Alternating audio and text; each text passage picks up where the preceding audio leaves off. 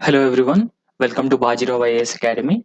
So, like every day, today also we will discuss the most relevant and most important news articles given in the Hindu newspaper. So, first, before actually discussing the newspaper, first look into the important and relevant news articles given in the Hindu newspaper. Okay, the first news article is Proposal for Sabarimala Greenfield Airport receives central approval. So, in this article, we will discuss what is a greenfield project and what is environmental impact assessment and also the social impact assessment, because these two terms are important for prelims and mains exam. Okay, the next news article will be And the next news article is Army may build Bailey bridges in Kaziranga to protect rhinos domain. Okay, so as part of this article, we will understand what are Bailey bridges and how these Bailey bridges will help the forest guards to protect the wildlife from poaching. Okay, so and also we will understand where is Kaziranga National Park is located. So along with the Kaziranga National Park, we will also see some of the major national parks across India, right? So today we have two important editorials. One editorial is Diplomacy with a Change in Terms of Reference. This editorial is regarding the Middle East and recent Iran and Saudi uh, resumption of ties. Okay, so in this context also we will understand the this article, and apart from this article we will also discuss the tiger conservation efforts by the government on democratizing tiger conservation, why it is important to include communities in the tiger conservation and how it will yield the positive results. Okay, and the next news article is G7 ministers commit to work for carbon free electricity by 2035. So, what is a G7 grouping and what are its commitments and how it wanted to achieve the desired carbon neutrality, and also India's commitments with respect to carbon neutrality. And very often in news, the LGBTQIA plus communities and their rights. So, as part of this article, we will discuss who are these communities, what are their rights, and what they are demanding. And the last news article of today's discussion is the Sudan clashes. The clashes between two rival military and paramilitary groups, and that led to a serious clashes in Sudan. So this article is also very important for prelims examination point of view. We need to understand what has been happening actually in the ground. Okay, so let's discuss the first news article. The first news article is about uh, the Middle East, the developments which have been taking place in Middle East. So that is diplomacy with change in terms of reference. Okay. So the author of the article, former Vice President of India, Hamid Ansari. Right. So recently, we know that uh, China mediated a deal between two rivals in the Middle East. So, Iran and Saudi Arabia. Okay, so they are traditionally rivals and they maintained a very tense ties in the region. Okay, so tense ties. So that lead to more volatility, violence in the region, and proxy wars also. Proxy wars. However, before actually discussing this news article, first we need to trace out the location of Iran and Saudi Arabia. So, the location of Saudi Arabia, this is Saudi Arabia, and Saudi Arabia is bordered on the west by Red Sea, east by Persian Gulf, and you can also clearly see the location of Bahrain, Qatar, UAE, Oman, and Yemen. Please remember the bordering countries of Saudi Arabia and Iran as well. Okay, so Persian Gulf is a very important shipping route, mostly transports oils or hydrocarbons. So this is Gulf of Oman. Okay, so you have understood the location of Saudi Arabia and Iran. Now we'll try and understand what actually the article has been emphasizing on. So this article has been emphasizing, uh, saying that mediation is not a spontaneous act. Mediation is not a sudden or a spontaneous act. There were strong efforts behind such mediation effort. And in fact, it says that mediation is preceded by quiet efforts to seek a meeting point. Okay, to seek a meeting point between differing viewpoints of individuals or organizations. So in this case, the differing viewpoints uh, held by both Iran and Saudi Arabia. Okay, so they both have the differing viewpoints.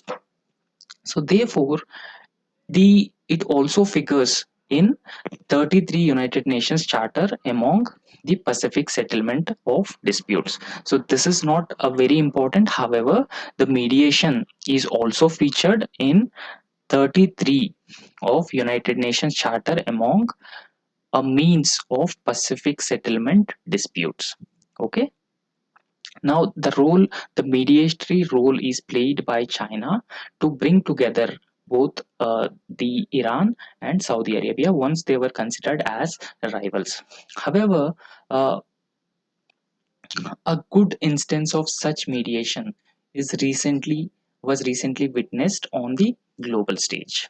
So we are discussing about the Iran and Saudi Arabia deal, and in the very same way, a good instance of such mediation was recently witnessed on the global stage.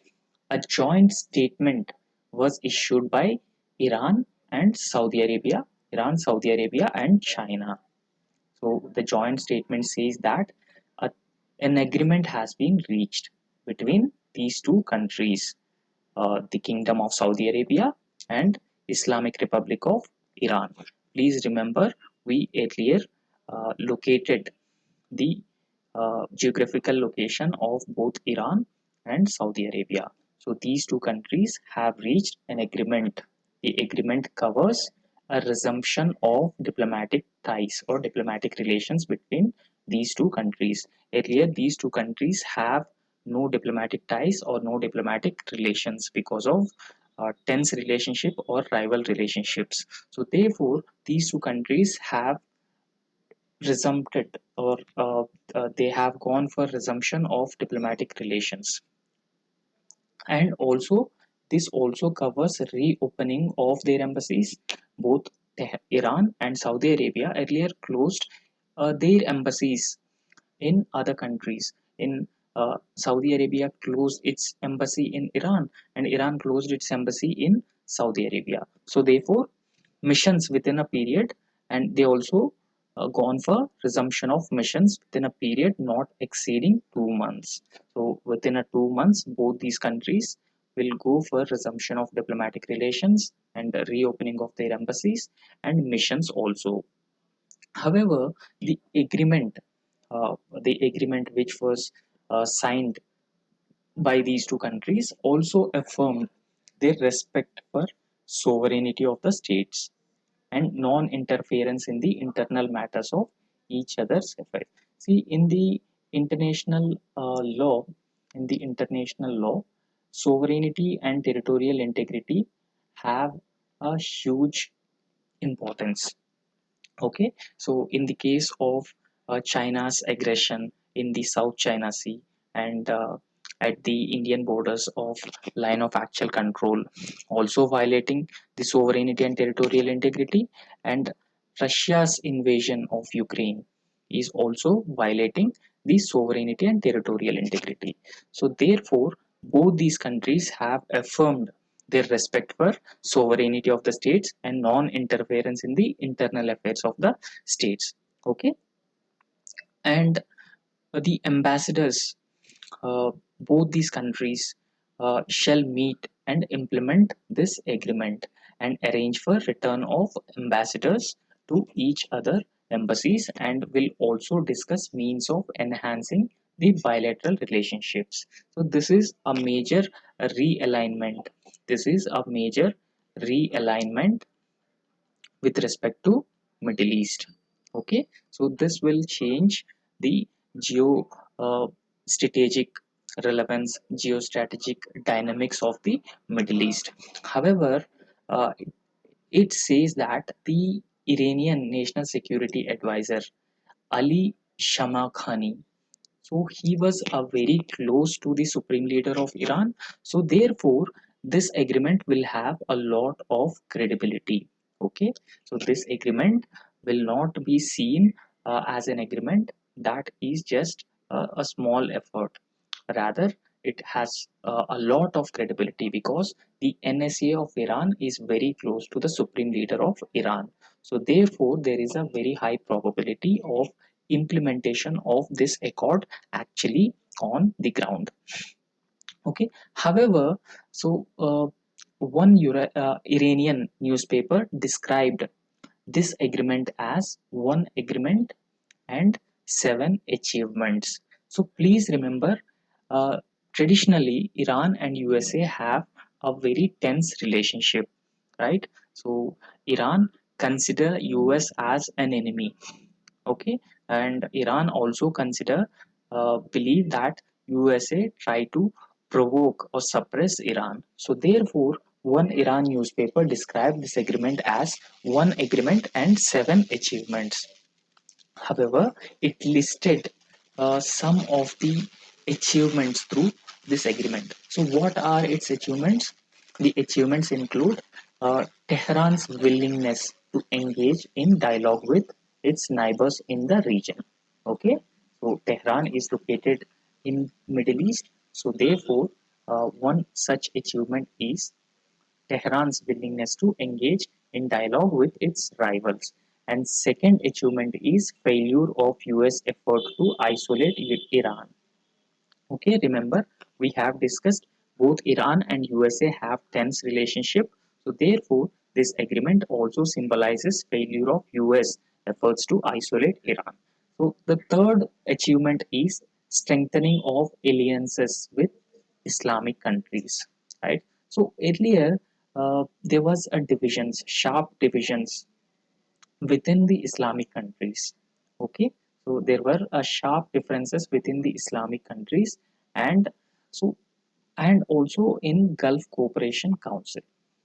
However, both Saudi Arabia and Iran coming together through this deal would strengthen the alliance of Islamic countries, because these countries are the Islamic countries, and so therefore it will further strengthen the alliance among the Islamic countries.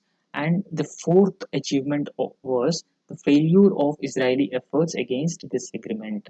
So it says that Israel tried to prevent Iran and Saudi Arabia reaching an agreement, because we discussed that that will change the total geopolitical and geostrategic uh, dynamics in the Middle Eastern region. So therefore Israel also tried to prevent reaching out to this agreement. So this was also resulted in failure of Israel.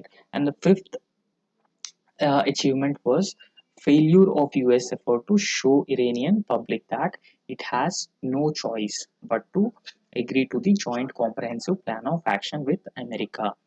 So before actually discussing this, we need to understand what is joint comprehensive plan of action. Okay, so the joint comprehensive plan of action says that please understand the joint comprehensive plan of action. So this is Iran, location of Iran. So it is commonly known as Iran nuclear deal, okay, or Iran deal. So it is an agreement on Iranian nuclear program. So Iran should not develop nuclear weapons. So therefore, P5 plus 1 countries have reached an agreement with Iran. So according to this agreement, USA will lift USA will lift sanctions on Iran in return of Iran giving up its nuclear program. Okay, Iran is giving up its nuclear program, and countries which are part of P5 include all the permanent members of United Nations Security Council. Okay, so one single member is Germany. Remember, Germany is not part of the United Nations Security Council. However, Germany has been trying to get into the United Nations Security Council through groups like Z4, in which India is also a member. Okay, so India is also part of G4 grouping, and Germany trying to be part of the United Nations Security Council. So now we understood what is a joint comprehensive plan of action. This is an agreement uh, on the Iranian nuclear program. So it was reached in Vienna on 14th July 2015 between Iran and P5 plus 1. So the five permanent members of the United Nations Security Council, they and European Union plus Germany. Okay, so this is all about the joint comprehensive plan of action. So this also indicated failure of US efforts to show Iranian public that it has no choice but to agree to the joint comprehensive plan of action. So joint comprehensive plan of action makes Iran not to develop not to develop nuclear weapons. However, now Iran has been making a weapons grade uranium. So it has been revived its nuclear program, and also Beijing's successful entry into West Asian relations. In recent past, China's military and economic clout has been growing enormously. So therefore, with this agreement, Beijing has also been entered into the Middle East, and also there were failures of dreams of regime change. So several countries had tried to change the regime in Iran, and this agreement also led to the failure of those countries who dreamed of regime change. And this article says that what was the US reaction to this deal? The US reaction was that it reflects a change in terms of reference in international diplomacy. Okay, because US and both Israel were surprised to this deal because it changed the dynamics in the Middle Eastern region, and it also led to the you know neglecting the role of US in the region, or sidelining the role of US in the Middle East, and new uh, superpowers like Russia and uh, China have been playing a key role in the region. So the other major player in the region, Israel is also other major player, and Israel is also surprised by this agreement between these two rivals, because Israel saw this agreement as a fatal blow to the effort to build a regional coalition against Iran. Because recently Israel also tried to normalize its ties with Saudi Arabia. Traditionally, Israel and Iran also rivals. Okay, traditionally Israel and Iran are also rivals, but recently Israel, with the help of USA, tried to normalize its relations with Saudi Arabia, as it was done with United Arab Emirates and several other Middle Eastern countries. So therefore, it will be a fatal blow to the effort to build regional coalition against Iran. However, uh, the geopolitical experts says that China brought Saudi Arabia together with Iran at a time when Israel had hoped that United States would bring it together with Saudi Arabia. We discussed that Israel tried to normalize its ties with Saudi Arabia with the help of USA. However, this new agreement will be a fatal blow to uh, Israel's efforts to normalize its ties with Saudi Arabia. So, those students who have the political science and international relations optional, they know Henry Kissinger. So, because most of the times in paper two, they have to use this word Henry Kissinger, the name of a scholar, right? So, Henry Kissinger says that he sees a substantial change in the strategic situation in Middle East, right? Because the Saudi Arabia now trying to balance this security by playing off the USA against China. Now, Saudi Arabia has been adopting a policy of strategic autonomy and also trying to, balancing their security by playing off US against China. However, the other expert also says that the development in the Middle East demonstrate that US influence and credibility in the region has diminished, because since this deal is mediated by uh, Beijing, and also USA has been trying to uh, bring together countries against Iran. So makes this US credibility, US influence diminished in the region, because this is a new sort of international regional alignment is taking place, which has empowered and given both Russia and China a newfound influence and status. Okay, so because it has given both Russia and China newfound influence and status in the region, because now Russia has been making efforts to bring together Saudi Arabia and Syria together. Okay, so they are also rivals in the Middle East, and China has been making efforts to bring together Iran and Saudi Arabia. So therefore, these two superpowers have been entered into the picture, entered into the Middle Eastern geopolitics, sidelining US influence. So, what was the background of this, uh, agreement? The backdrop of this agreement is that the bilateral efforts have been underway since 2016. So, since 2016, there were efforts to bring the both Saudi Arabia and Iran together to ease tensions, and that developed specifically between Tehran and Riyadh, Abu Dhabi, and generally within the Gulf Cooperation Council. Gulf Cooperation Council is also a regional organization in the Middle East, where all the Gulf countries are part of except Iran. Okay, so the role of China in the Middle East. It is also important to understand the role of China in the Middle East, because mediated China mediated between Iran and Saudi Arabia to come to an agreement. So therefore, it is important to understand the Chinese aspirations in the region, right? So China and Gulf Cooperation Council. So they both stressed on, you know, in fact, recently, Chinese President Xi Jinping visited Saudi Arabia. So he held that China and Gulf Cooperation Council should be partners for common security. Okay, so this was his opinion.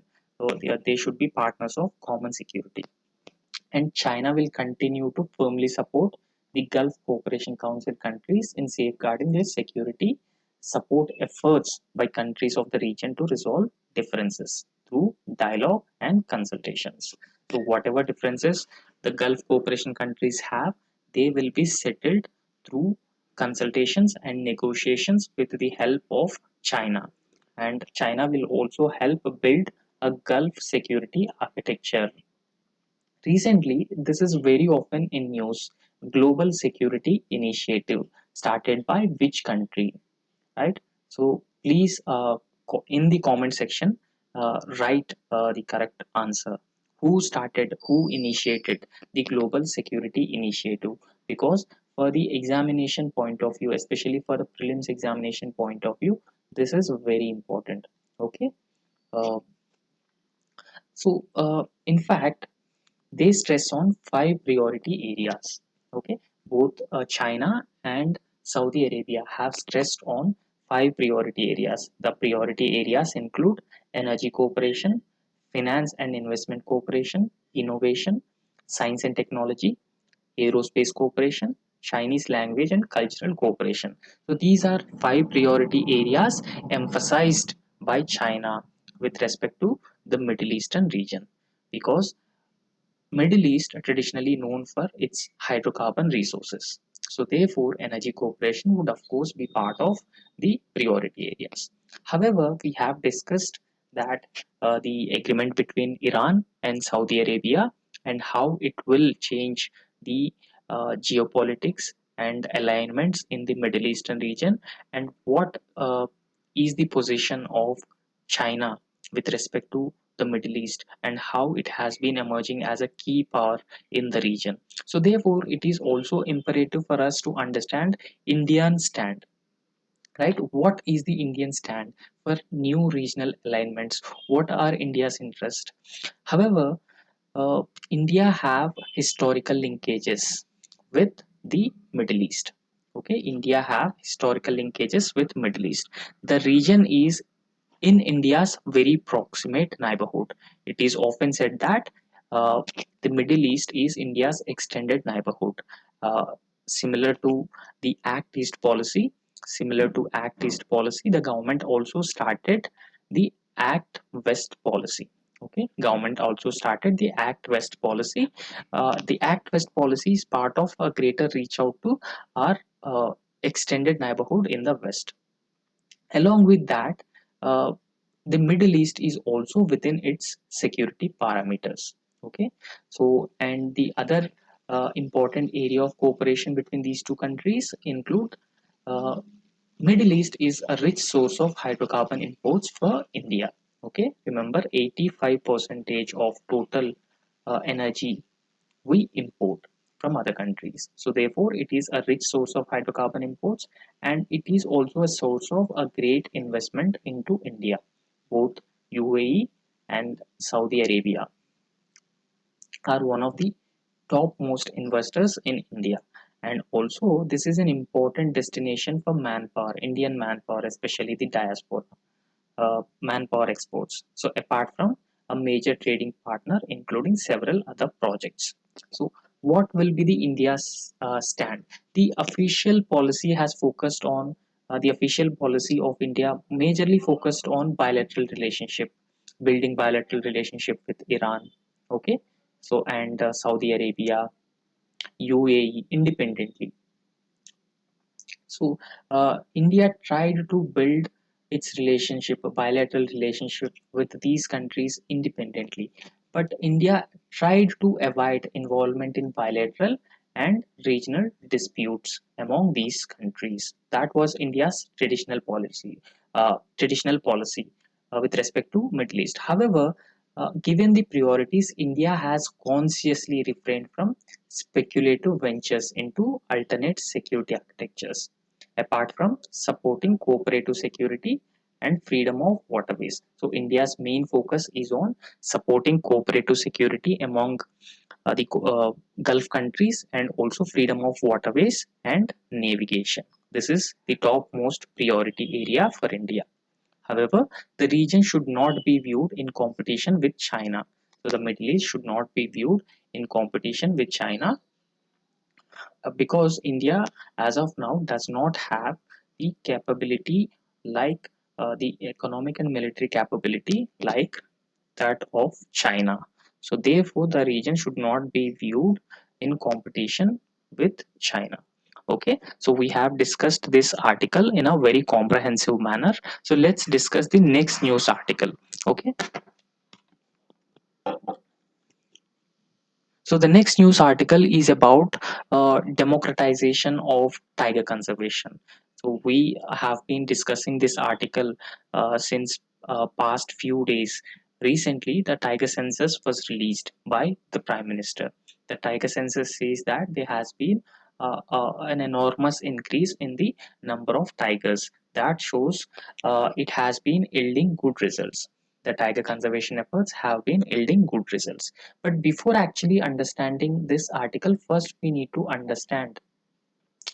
have to understand what does the Project Tiger is exactly means, right? So what does a Project Tiger when it was started? So it was started in the year 1973, April 1973. The Indian government initiated the Project Tiger. Okay, Government of India initiated Project of Tiger. It is a conservation and protection program for tigers in the country. So Project Tiger was initiated under the Prime Ministership of Indira Gandhi, okay, in the year 1973.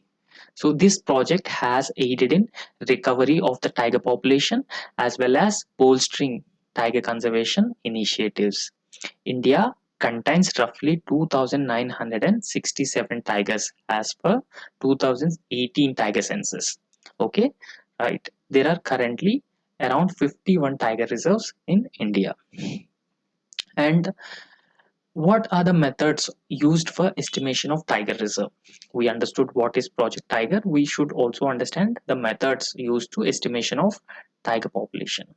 One is pug mark. So the pug mark and scat analysis. Pug mark is, this is a pug mark, okay? So each tiger would have a different pug mark. So pug mark method is also used for estimation of tiger population. And remote sensing and geographical indication status for, geographical information system, plotting and analyzing forest areas. M stripes. Once this was asked in the UPSC prelims exam, so please remember M stripes. M stripe is monitoring system for tiger intensive protection and ecological status. Okay, we also have a National Tiger Conservation Authority, right? So National Tiger Conservation Authority established under the Wildlife Protection Act. So Wildlife Protection Amendment Act 2016. Okay, so National Tiger Conservation Authority looks after the conservation of tigers, right? Conservation of tigers and tiger reserves. So we understood what is Project Tiger. So now we'll discuss this article. Okay, so on democratizing tiger conservation.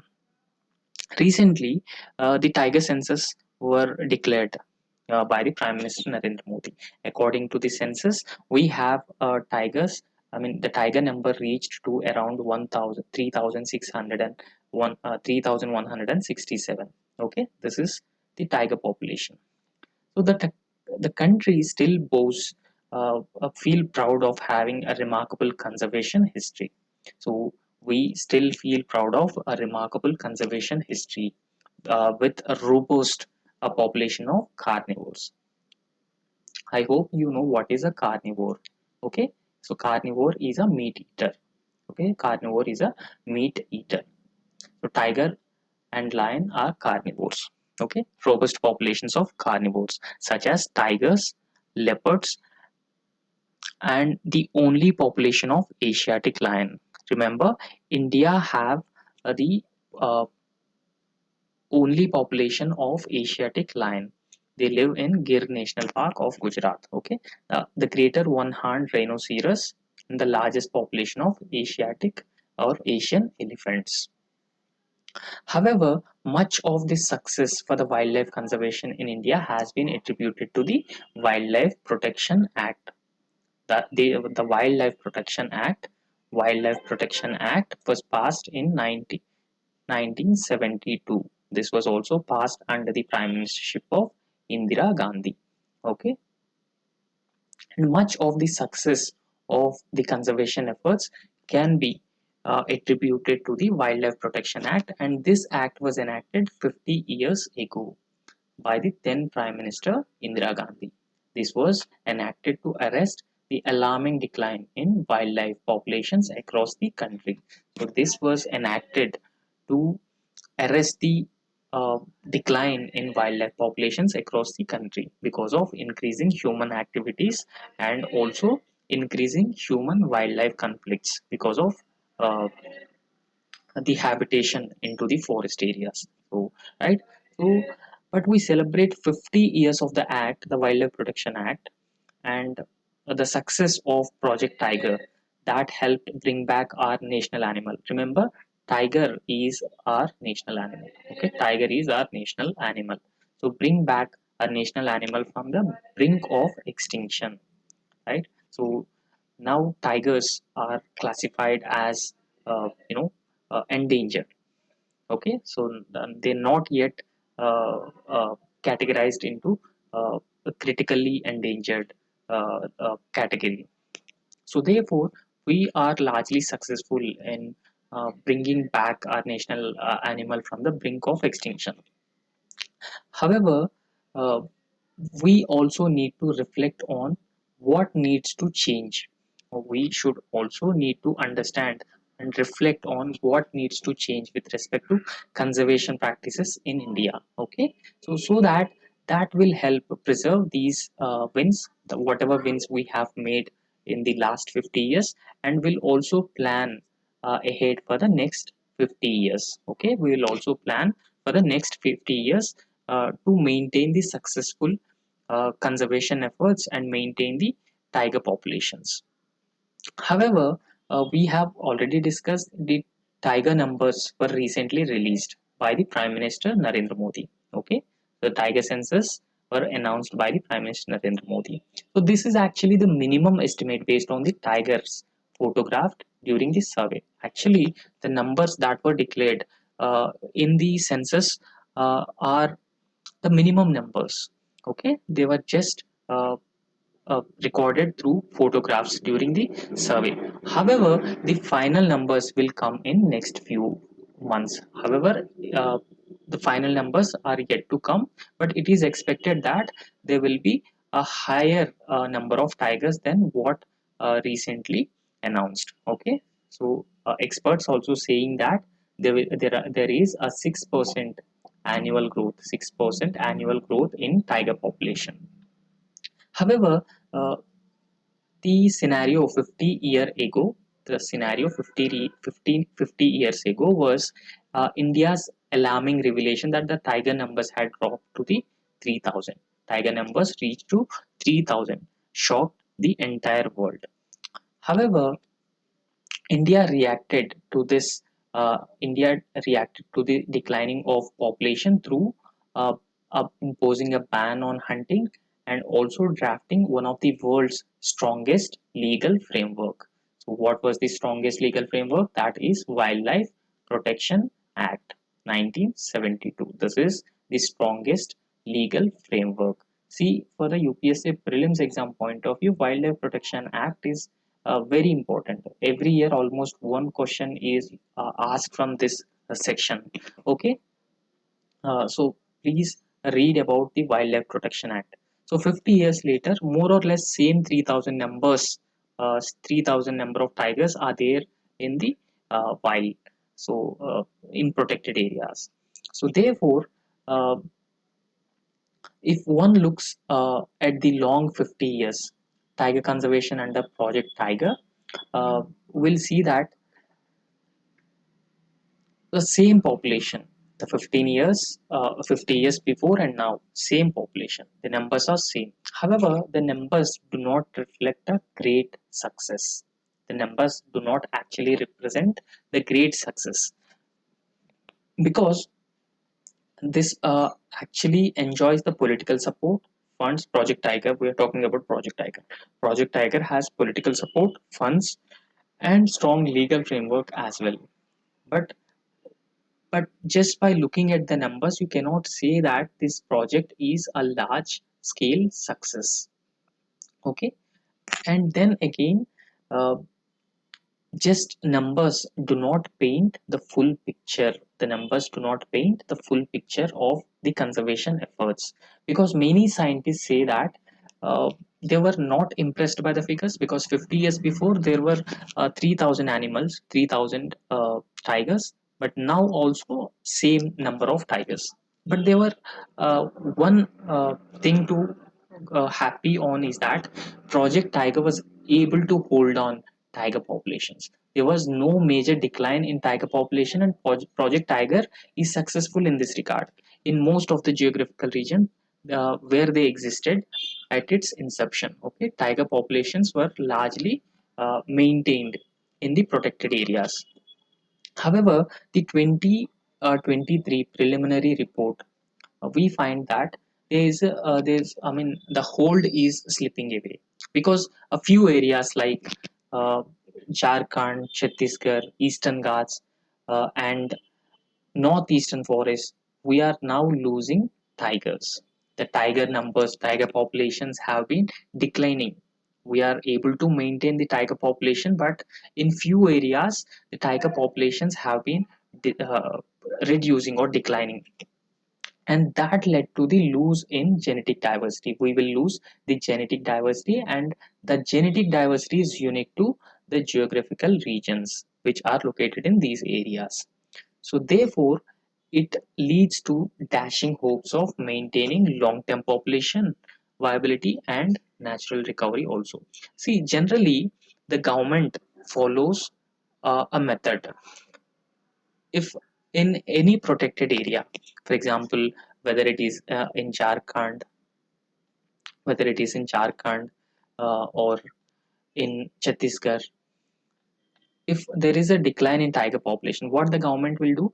Government start relocating tigers from one habitat to another habitat in these areas.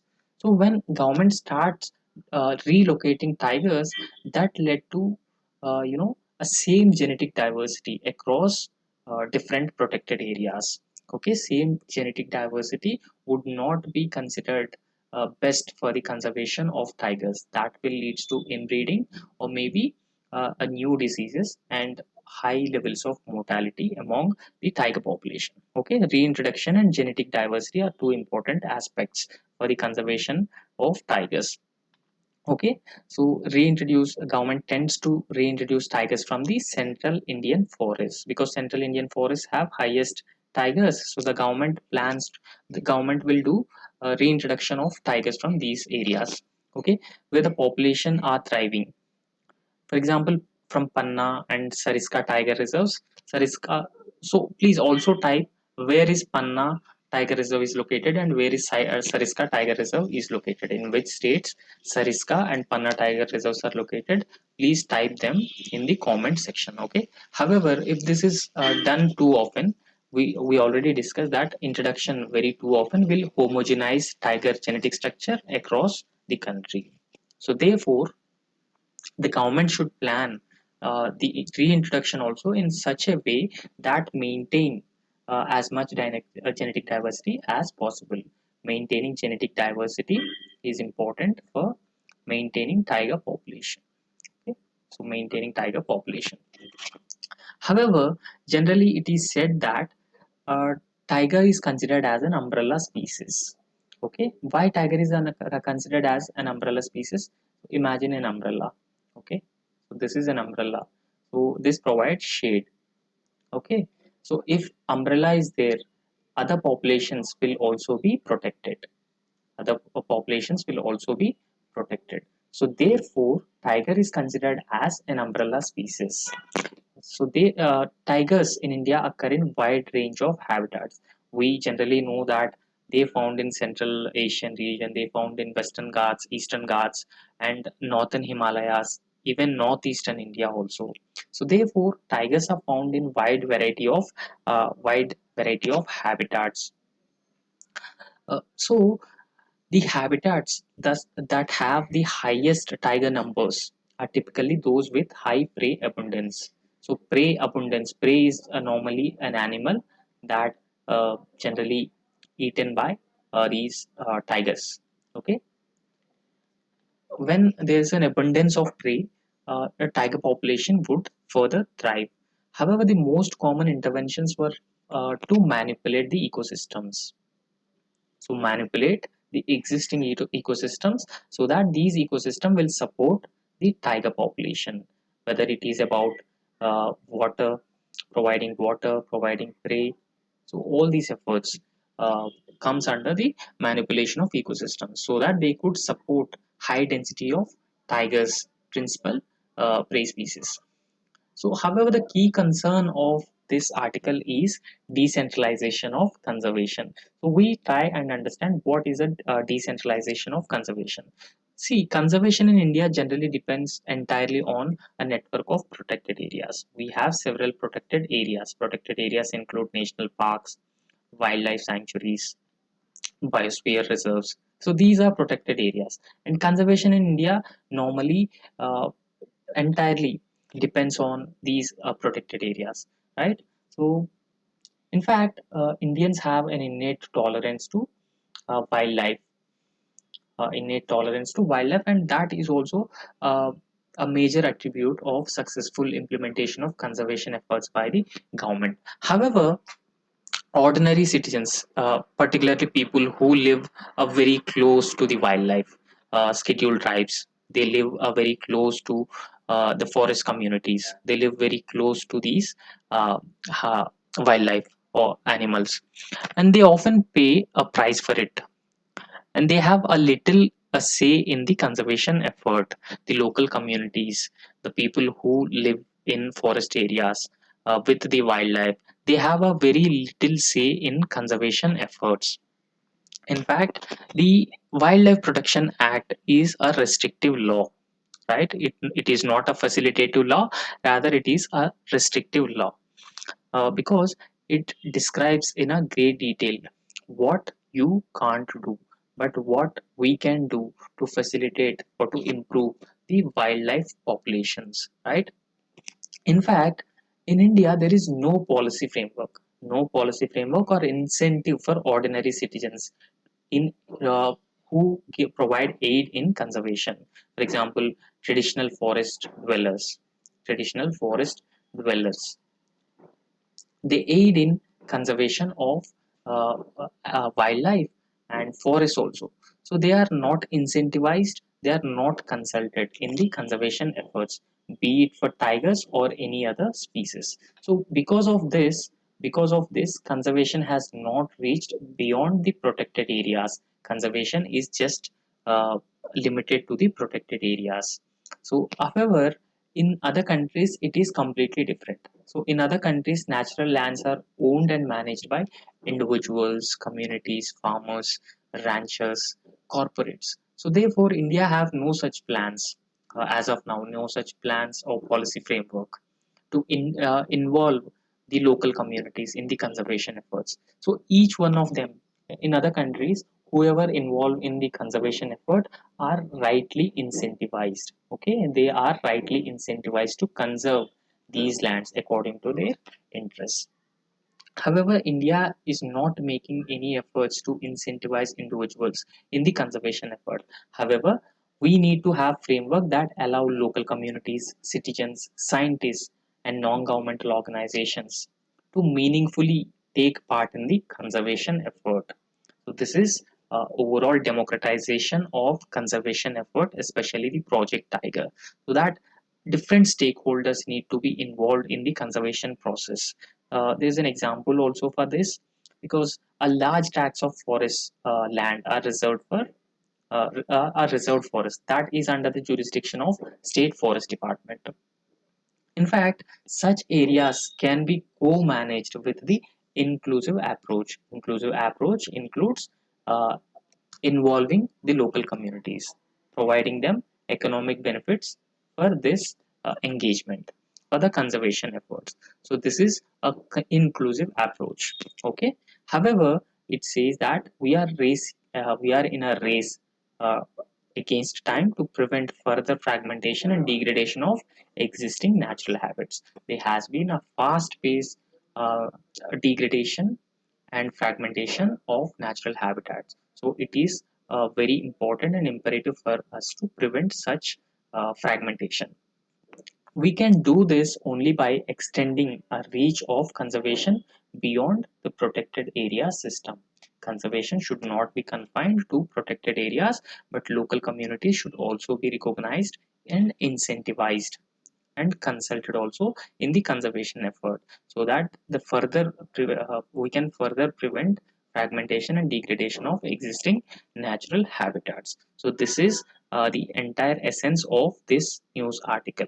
Okay, so we have discussed all aspects related to the Project Tiger and the conservation on democratic lines. Okay, so now we will understand and also analyze few important articles for prelims exam point of view. So For example, this article, this is important for both prelims exam point of view and as well as mains exam point of view as well. So the proposal for Sabarimala Greenfield Airport.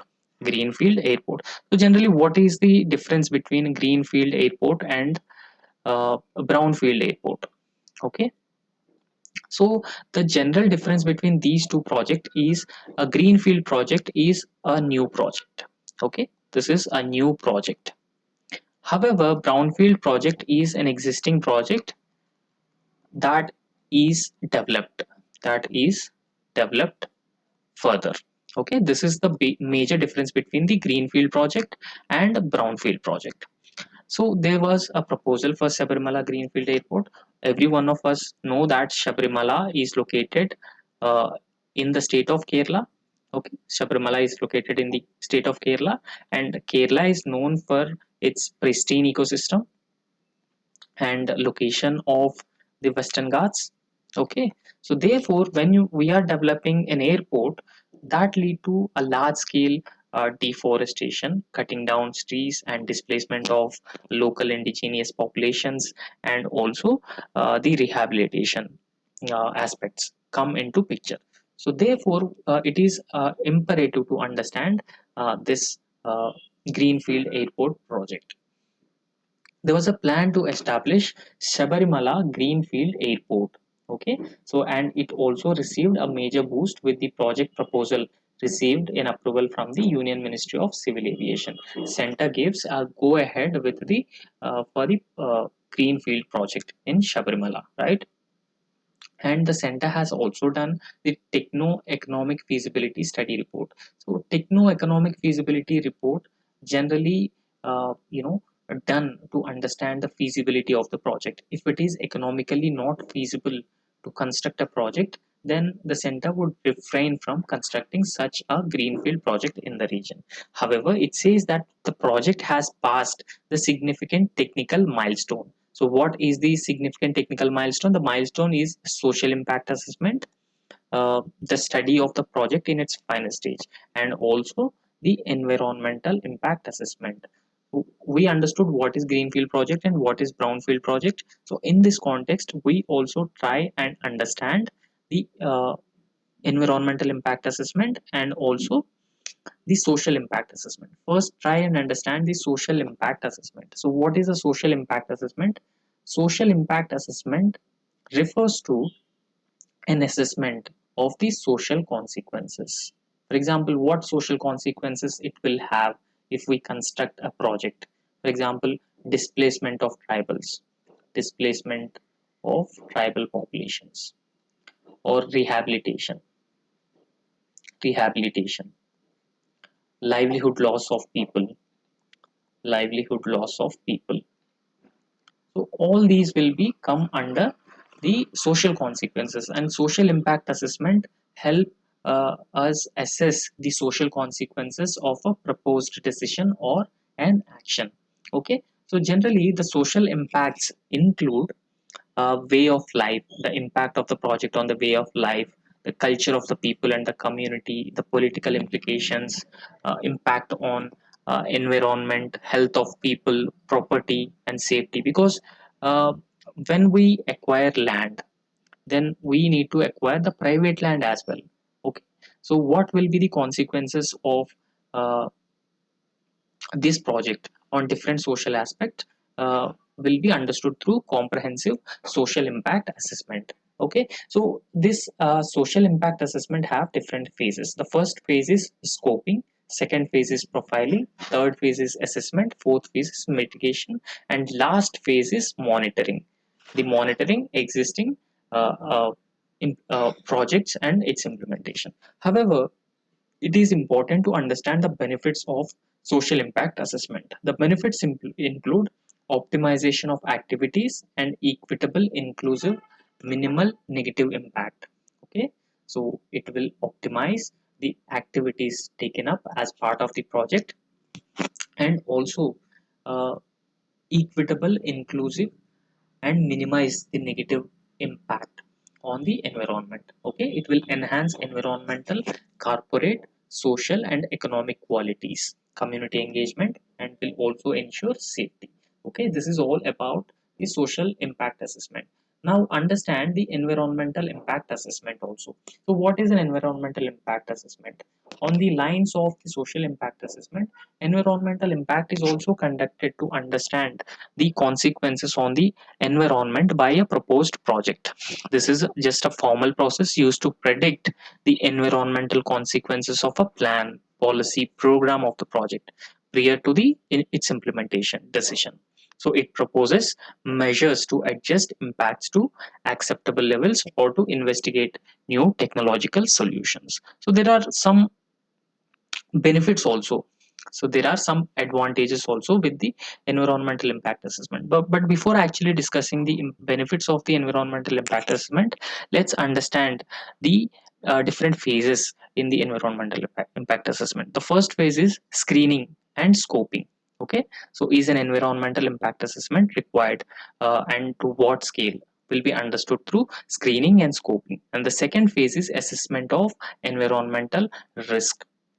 Okay, so data will be used to assess the environmental risk. So third phase is mitigation. So the measures will be taken to minimize or to mitigate the environmental risks. And finally, the decision will be made by a regulatory agency. And the fifth will be monitoring. How will the environmental parameters be regularly monitored? So these are all phases of environmental impact assessment. So what are the objectives of environmental impact assessment? This will promote environment friendly and long term growth. Okay, environment friendly and long term growth, to predict, evaluate the technological, economic, social effects of growth and related activities, and also uh, render a detail on the environmental impact and identification of legitimate options and mitigation of measures. So these are the most important aspects related to the environmental impact assessment and also the social impact assessment.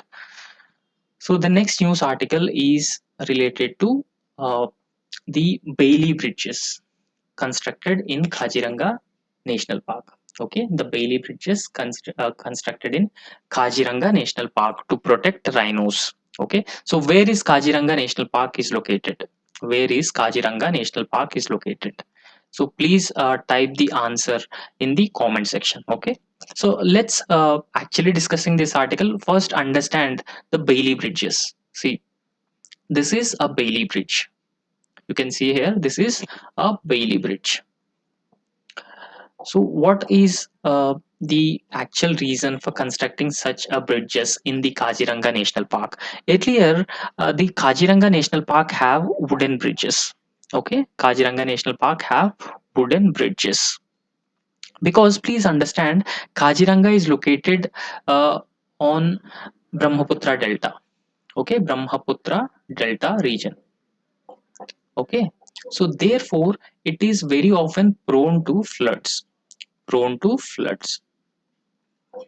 Since it is very often prone to floods, it is nearly impossible for the forest guards to reach to the anti-poaching camps.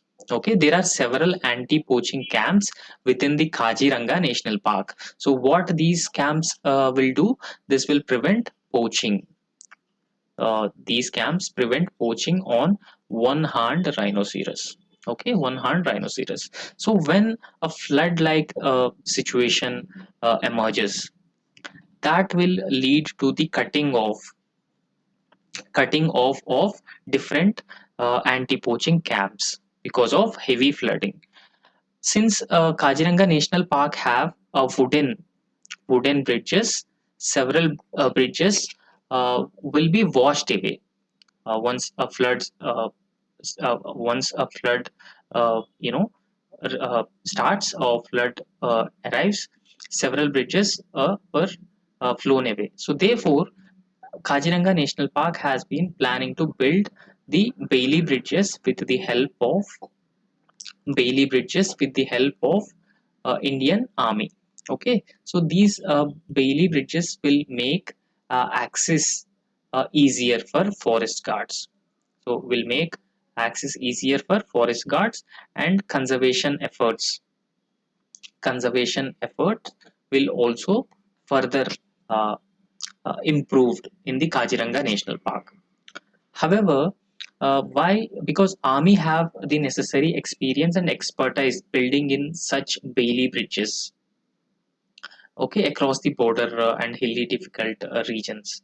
So therefore, the Kaziranga National Park has decided to build these Bailey bridges with the help of army so that they can reach all the anti-poaching centers, and that will prevent a poaching in the Kaziranga National Park. Okay, so I'm asking you to type the correct answer. Where is Kaziranga National Park is located? For the exam point of view, Kaziranga National Park is very important. Okay. So the next important news article is we already discussed all the relevant editorials. Okay. So the next important news article is G7 ministers commit to work for the carbon-free electricity by 2035. So carbon-free electricity is electricity which is produced from the renewable sources. Okay, which is produced from the renewables.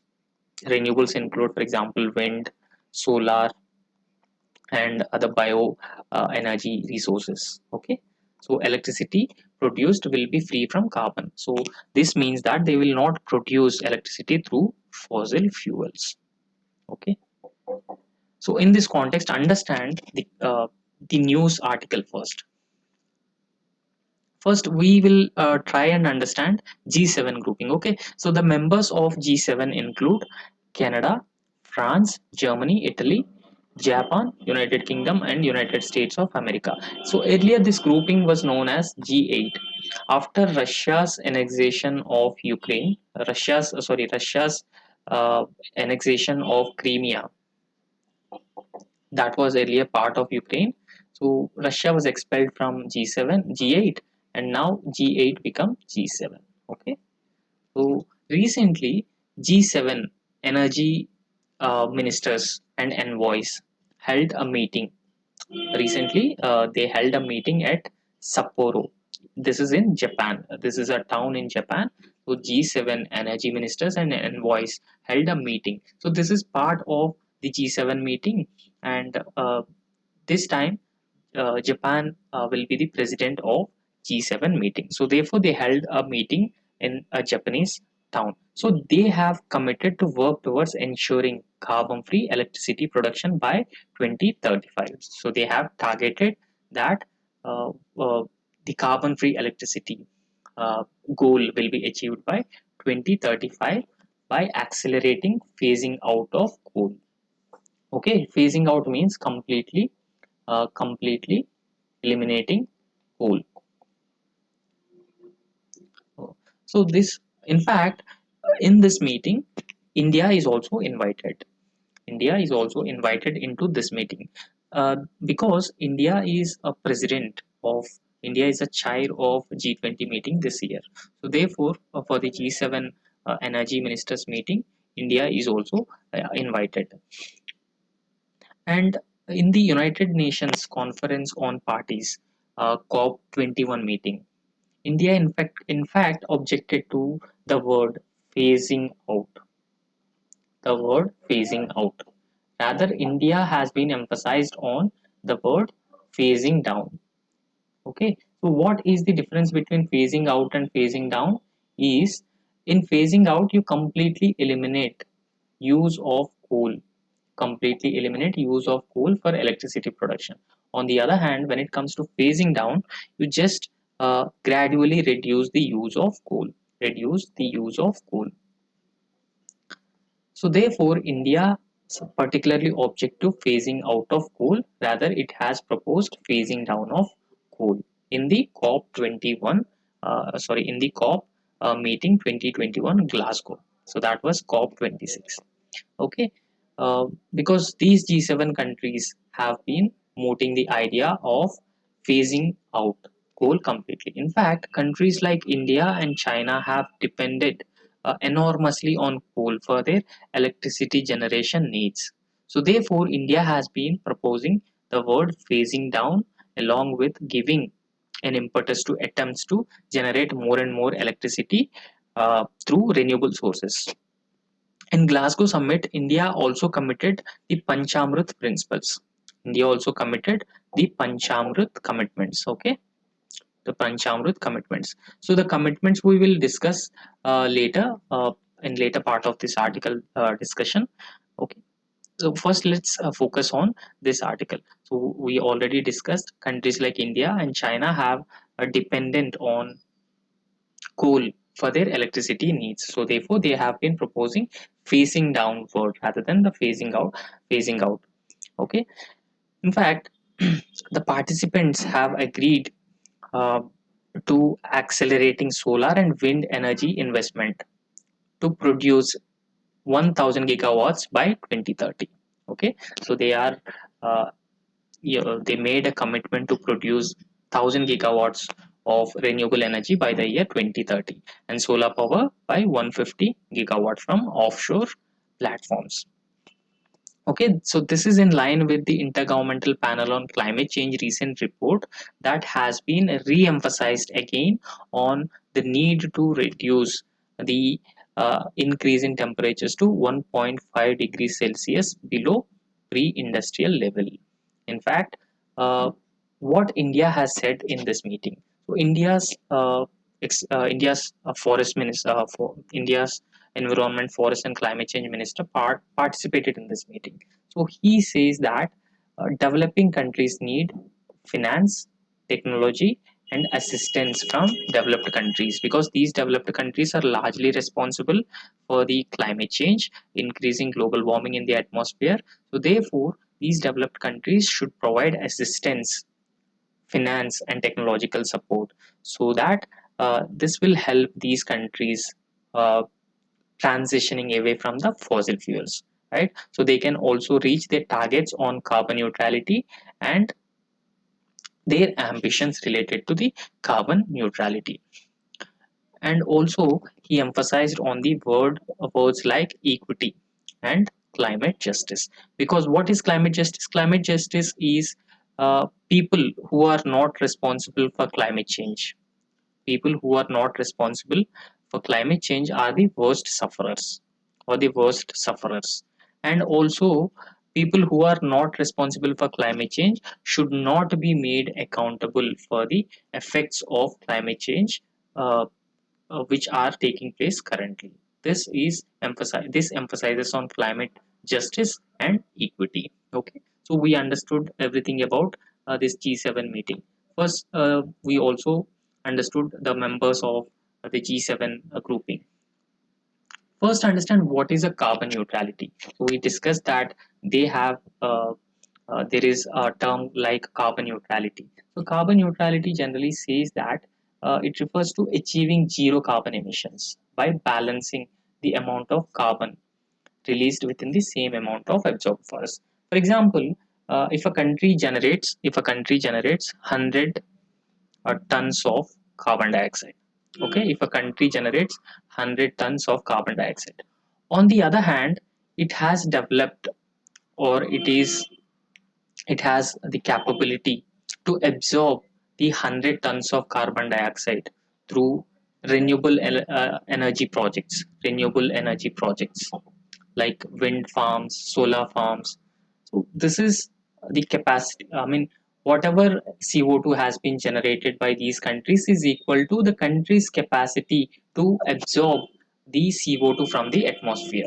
So this is essentially the idea behind carbon neutrality. Now, several countries have been moving towards or transitioning or making transition towards carbon neutrality. However, in this backdrop, it is imperative for us to discuss India's Panchamrit principles. So, Panchamrit principles were promises made by Modi, Prime Minister Modi during Glasgow summit. Okay, so during Glasgow summit. So, what are these five principles? Five principles include developing non-fossil fuel energy capacity to reach 500 gigawatt by 2030, meet 50% of energy requirements using renewable energy by 2030, reduce the total projected carbon emissions by 1 billion tons between now and 2030, reduce the carbon intensity of the economy less than 45% by 2030 and achieve net zero emissions by 2070. See, these commitments are very important. These commitments are very important, not just for prelims but also for mains. So please remember all these commitments or make note of all these commitments. Okay. So the next news article is legalizing same-sex unions will improve mental health outcomes among LGBTQ individuals. Okay, so recently there was a report on LGBTQIA communities. So what will the impact of legalizing same-sex marriages on the LGBTQ communities? So the report says that recognition, legal recognition to same-sex marriages uh, would make that they will it will have a positive impact on the mental health of LGBTQIA plus individuals. Okay, so this will largely have a positive impact on these individuals. Okay, so this survey found that legalization of same-sex marriage and marriage equality would lead to improvement in well-being, legal safety, access to legal rights, while legalization of marriage will not guarantee social acceptance. Many respondents mentioned that legalization of marriage would create a stronger sense of community and social support and enable them to secure their essential rights.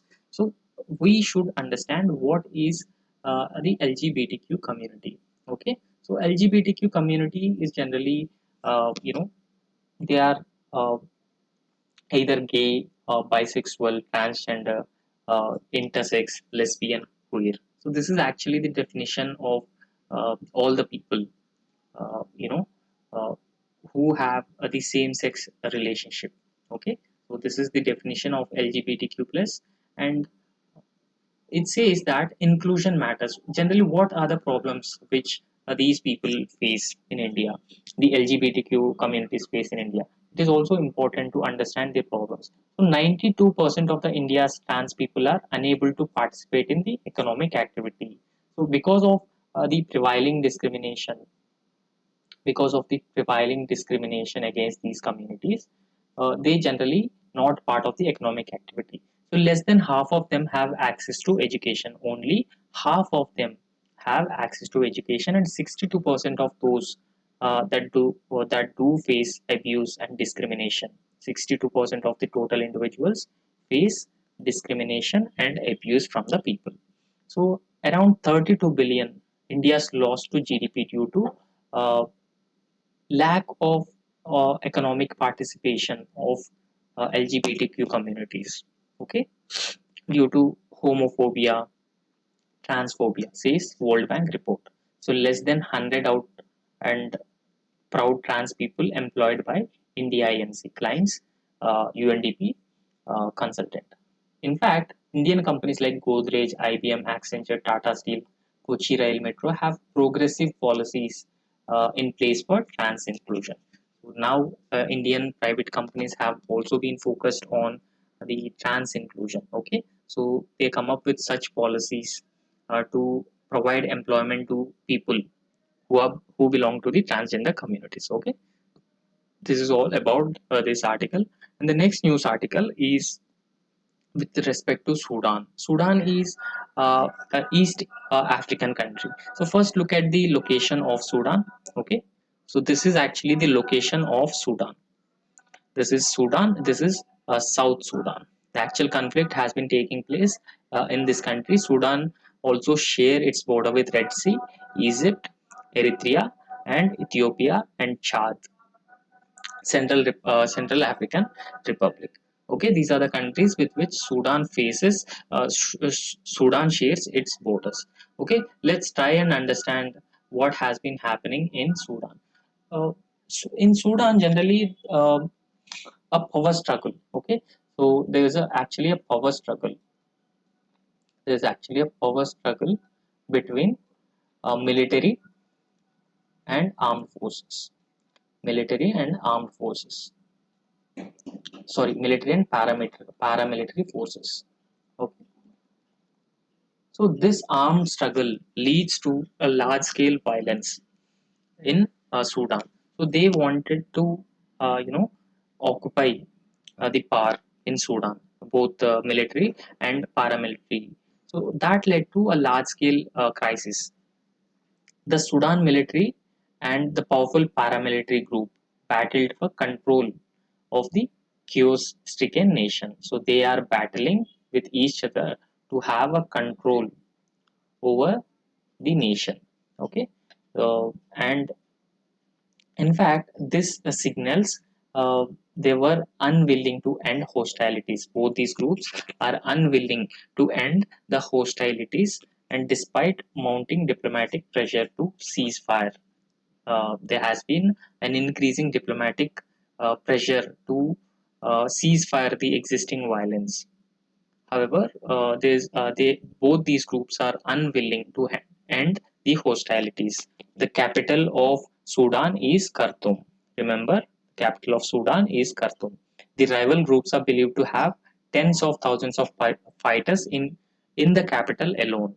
In Khartoum, the rival groups, both the military and the paramilitary, have tens of thousands of troops. Okay, so that led to at least 5 civilians were killed and 78 wounded on Sunday alone, yesterday alone. However, total 61 dead and 670 people were wounded. See, for the prelims exam point of view, this is important. Okay, which country is recently, experiencing chaos?